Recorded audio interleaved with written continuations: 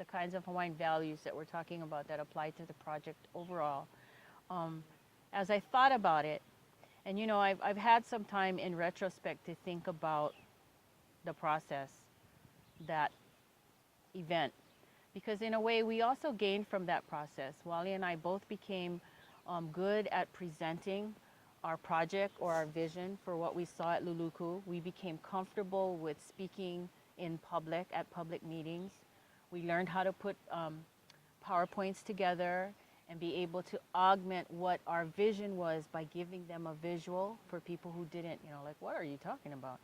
Um, but I think for me, um, I think aho nui is a good value, that we be patient and that we endure over the long run. Aho nui is the great breath.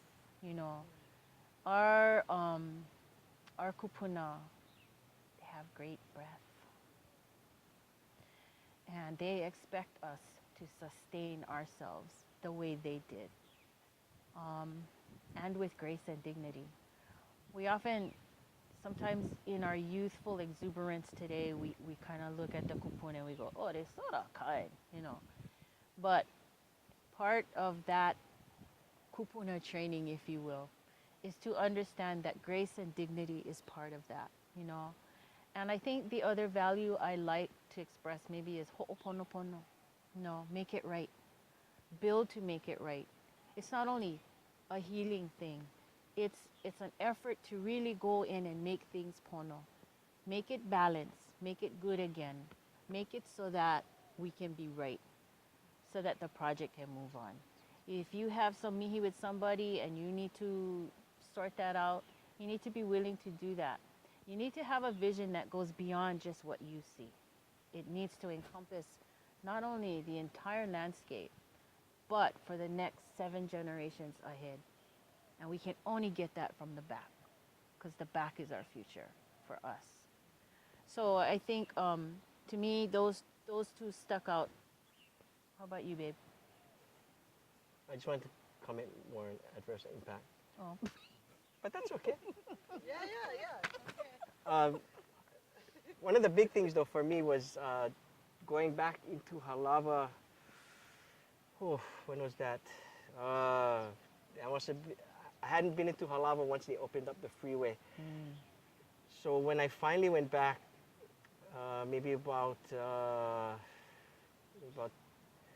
long has Uncle Boots been passed? 2.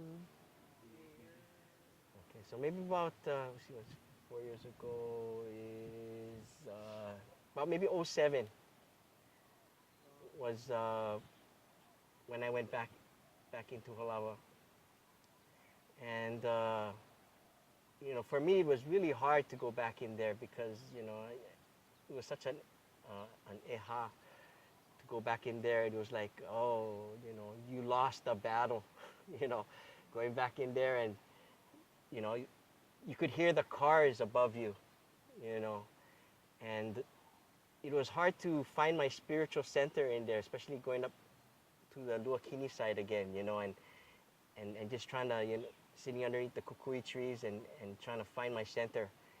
And all I could, hear was the cars whizzing by, and just, I don't know, it brought up a lot of suppressed feelings for me. So I think, uh, as far as, trying to get your spiritual side going when you go back into, even Luluku is just like that. Luluku is very loud in that turnaround. So that is something that I see that, somehow, needs to be addressed, especially like if we do some sort of ceremonies, maybe we can work with DOT as far as, when they do their, or whenever we do ceremonies, they can do their cleaning of the tunnel or something so that they can close off the road for those days or something like that. And then the other thing is that, when we started this thing, they were looking at, they saw these sites as non-contiguous sites, not being connected, Mm-hmm. you know. That's right. And I didn't know what that meant at the time, but I knew these sites, were all like part of a ohana. It was like a kauhale in there, and they were all kind of connected, especially the stream areas in Halava.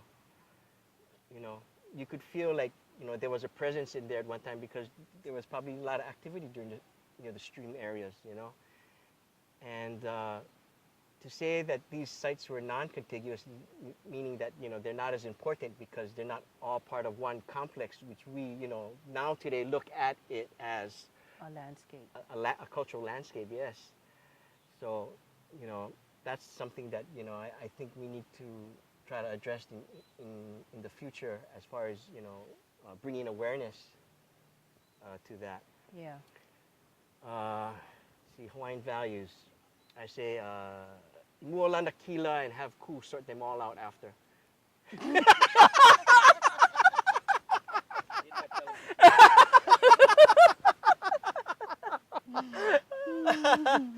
Nah, okay, wait.